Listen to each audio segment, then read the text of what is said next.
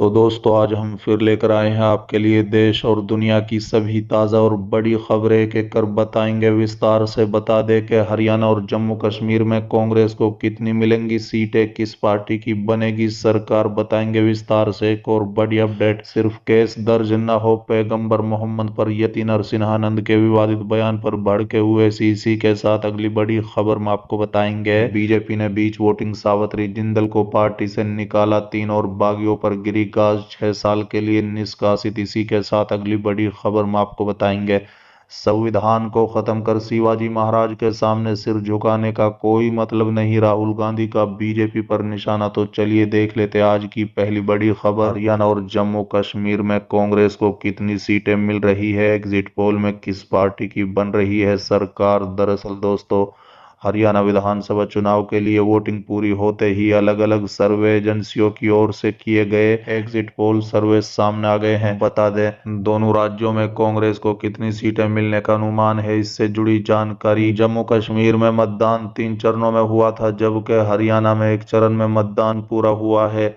दैनिक भास्कर की रिपोर्ट की माने तो कांग्रेस को बढ़त, हालांकि बहुमत से 6 सीटें दूर, 44 से 54 सीट का अनुमान। वहीं बीजेपी को 15 से 29 सीटों का अनुमान है। बता दें एक सर्वे रिपोर्ट के मुताबिक कांग्रेस की हरियाणा में बहुमत से सरकार आ रही है। यहां कांग्रेस को 55 से 62 और बीजेपी को 18 से 24 सीटें मिलने का अनुमान है। ध्रुव रिसर्च के मुताबिक हरियाणा में कांग्रेस की बहुमत से सरकार आ रही है। कांग्रेस को 50 से 64 सीटें मिलने का अनुमान है। वहीं बीजेपी को 22 से 32 सीट मिल सकती हैं। पीपुल्स प्लस पोल के मुताबिक हरियाणा में कांग्रेस को 49 से 61 सीटें मिलने का अनुमान है। वहीं बीजेपी को 20 से 32 सीटें मिलने का अनुमान है। दैनिक भास्कर रिपोर्ट्स पोल, बता दें कि दैनिक भास्कर एग्जिट पोल के मुताबिक जम्मू कश्मीर में कांग्रेस और एनसी को 35 से 40 सीटें मिल रही है, जबकि बीजेपी को 20 से 25 सीटें मिलने का अनुमान है। बता दें कि इंडिया टुडे सी वोटर के सर्वे के मुताबिक जम्मू कश्मीर में कांग्रेस को 40 से 48 सीटें मिल सकती है, जबकि बीजेपी को 27 से 32 सीटें मिलने का अनुमान है। पीडीपी के हिस्से में 6 से 12 सीटें आ सकती हैं। चलिए अगली खबर, सिर्फ केस दर्ज न हो पैगंबर मोहम्मद पर यति नरसिंहानंद के विवादित बयान पर भड़के हुए सी। दरअसल दोस्तों, एआईएमआईएम चीफ असदुद्दीन ओवैसी ने हैदराबाद के कमिश्नर सीवी आनंद से मुलाकात की और उन्होंने नफरत फैलाने वाले भाषण के लिए यति नरसिंहानंद सरस्वती के खिलाफ मामला दर्ज करने का आग्रह करते हुए एक ज्ञापन सौंपा है, जिसमें कथित तौर पर पैगंबर मोहम्मद के खिलाफ नफरत फैलाने वाला भाषण देने और सांप्रदायिक तनाव पैदा करने का आरोप लगाया गया है। बता दें कि कमिश्नर सीवी आनंद से मिलने से पहले एक्स पर एक पोस्ट में ओवैसी ने टिप्पणियां की और उन्होंने निंदनीय किया। बता दें कि कमिश्नर सीवी आनंद से मिलने से पहले एक्स पर एक पोस्ट में ओवैसी ने टिप्पणियों की निंदनीय, अपमानजनक, गंदी और अपर्याप्त बताया था। ओवैसी ने कहा है कि आज आए एआईएमआईएम की ओर से मैंने हैदराबाद के कमिश्नर सीवी आनंद से मुलाकात की और उन्हें एक लिखित ज्ञापन दिया, जिसमें हमने सीपी हैदराबाद से मांग की है कि यति नरसिंहानंद, जो गाजियाबाद में डासना देवी मंदिर के पुजारी भी है, उनके वीडियो में उन्होंने पैगंबर मोहम्मद के बारे में बेतुकी और अपमानजनक टिप्पणी की है।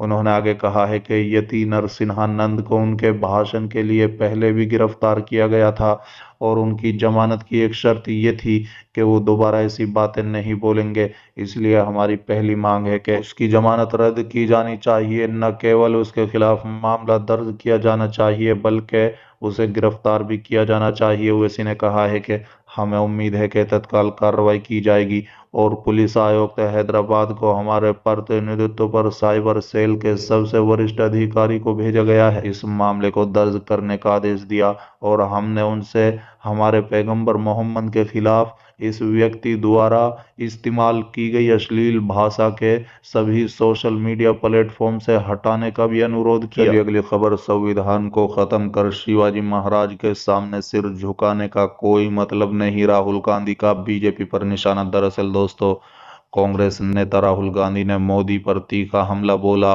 उन्होंने कहा है कि लोगों को डरा कर और देश के संविधान और संस्थाओं को बर्बाद करके शिवाजी महाराज के समक्ष शीश झुकाने का कोई मतलब नहीं है। बता दें पश्चिमी महाराष्ट्र के कोल्हापुर में शीर में राहुल गांधी ने मराठा साम्राज्य की संस्थापक शिवाजी महाराज की प्रतिमा का अनावरण किया था।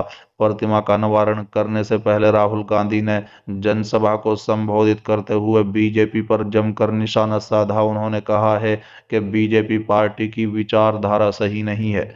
जनसभा को संबोधित करते हुए राहुल गांधी ने कहा, लोगों को भयभीत करने, देश में संविधान और संस्थानों को बर्बाद करने के बाद शिवाजी महाराज के समक्ष शीश झुकाने का कोई औचित्य नहीं है। बता दें कि मोदी ने शिवाजी महाराज और उनकी प्रतिमा ढहने से आहत लोगों से माफी मांगी थी। बता दें कि नेता प्रतिपक्ष ने कहा है कि हम सुनिश्चित करेंगे कि लोकसभा और राज्यसभा में जातीय जनगणना पर कानून पारित हो और कोई भी ताकत उसे रोक न सके। कांग्रेस नेता ने कहा है कि स्कूलों में दलितों या पिछड़े वर्ग का इतिहास नहीं पढ़ाया जा रहा है। उन्होंने आरोप लगाया कि अब इस इतिहास को मिटाने का प्रयास किया जा रहा है।